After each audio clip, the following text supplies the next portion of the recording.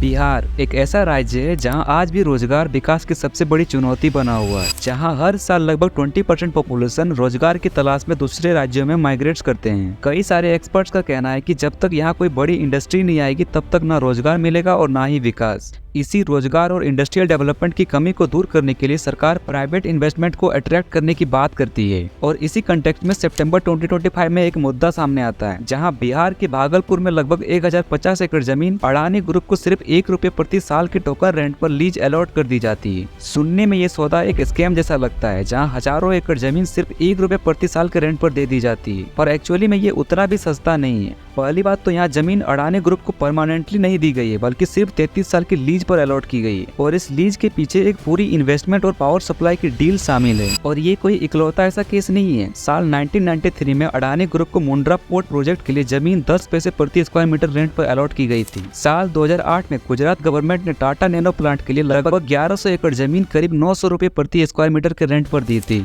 इसी तरह पिछले साल 2025 में आंध्र प्रदेश सरकार ने कॉग्निजेंट कंपनी को 21 एकड़ जमीन सिर्फ 99 पैसे के नॉमिनल प्राइस पर अलॉट की थी। और इस तरह के और भी कई ऐसे राज्य हैं जो इस तरह के नॉमिनल रेंट या टोकन लीज मॉडल्स का इस्तेमाल कर जमीन देते हैं। एक्चुअली ये इंडस्ट्रियल पॉलिसी का स्टैंडर्ड पार्ट है, यानी कम विकसित इलाके में इंडस्ट्रीज लाने के लिए सरकार कई तरह की सुविधाएं देती है, जैसे सस्ती जमीन, सस्ती बिजली, कुछ सालों के लिए टैक्स वगैरह में छूट और इस तरह के और भी अदर इंफ्रास्ट्रक्चरल सहायता। ऊपर से देखने पर ये सारे नॉमिनल रेंट डील्स एक स्कैम जैसे लग सकते हैं, बट एक्चुअली में इनके पीछे कई सारे कंडीशंस होते हैं, जैसे कंपनीज को लार्ज स्केल इन्वेस्टमेंट करना पड़ता है, थाउजेंड्स ऑफ जॉब क्रिएट करना पड़ता है, साथ ही प्रोजेक्ट टाइमलाइन के तहत कंपनी को एक फिक्स टाइम शेड्यूल के अंदर काम कंप्लीट भी करना पड़ता है। सेम यही सारे कंडीशंस बिहार के इंडस्ट्रियल इन्वेस्टमेंट डील में भी है। इस प्रोजेक्ट के तहत अडानी ग्रुप को लगभग 21,400 करोड़ का एक लार्ज इन्वेस्टमेंट करना है, जिसके 2400 मेगावाट थर्मल पावर प्लांट के थ्रू गवर्नमेंट को ₹6 पर यूनिट लोवेस्ट टेरिफ पर बिजली भी उपलब्ध करवाना है। इस प्रोजेक्ट के कंस्ट्रक्शन फेज में करीब 10 से 12,000 और बाद में 3,000 परमानेंट जॉब्स भी क्रिएट करना है।